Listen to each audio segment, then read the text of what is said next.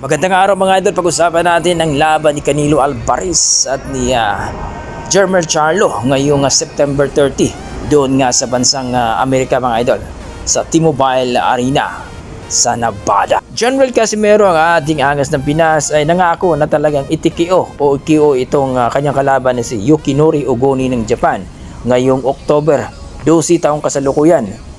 Yan ang ating pag-uusapan ngayong araw na ito mga idol. Pero kung bago kayo sa aking YouTube channel, pa-like and subscribe naman mga idol. At pakihit na rin ang ating notification bell para ma-update kayo sa ating bagong video na katulad nito. Well mga idol, ngayong September 30 taong kasalukuyan ay magaganap na nga ang laban ni Saul Canelo Alvarez kontra kay Jermell Charlo, na lumalaban itong si Jermell ng middleweight division or 160.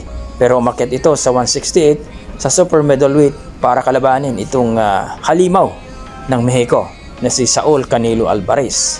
Well mga idol, ay sinabi nga dito ni Jermell Charlo na mas magaling at mas mabilis daw itong si Jermell Charlo. Ika niya, ang kanyang style at kanyang speed ang makakatalo dito kay Canelo Alvarez mga idol. Well, alam natin mga idol na magaling itong si Jermell Charlo, pero umakit kasi ito ng timbang. So regular pong lumalaban itong si Saul Canelo Alvarez.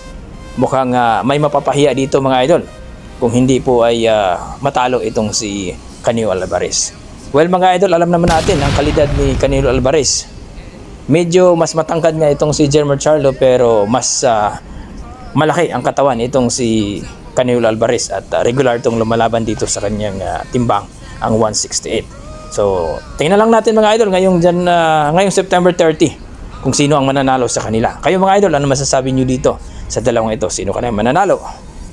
Sa kabilang banda mga idol, Cuadros Casimero ay nakapokus pa rin sa kanyang training dahil gusto niya itong matalo ang kanyang kalaban na si Yukinori Ogoni ng Japan para ay matupad ang kanyang pangarap na makalaban ang tinaguriang halimaw ng Japan na si Inoue. Well mga idol, alam naman natin na nangako itong si Inoue na makalaban itong si Alas ngayong 2024. So titingnan natin mga idol kung matuloy ba, at kung matuloy yan mga idol ay napakagandang laban po talaga ito. Dahil alam naman natin ay itong Casimero at Inoue ang inaabangan ng lahat. Kayo mga idol, ang masasabi nyo sa video ito? I-komento nyo sa baba mga idol at ating pag-usapan. Maraming salamat.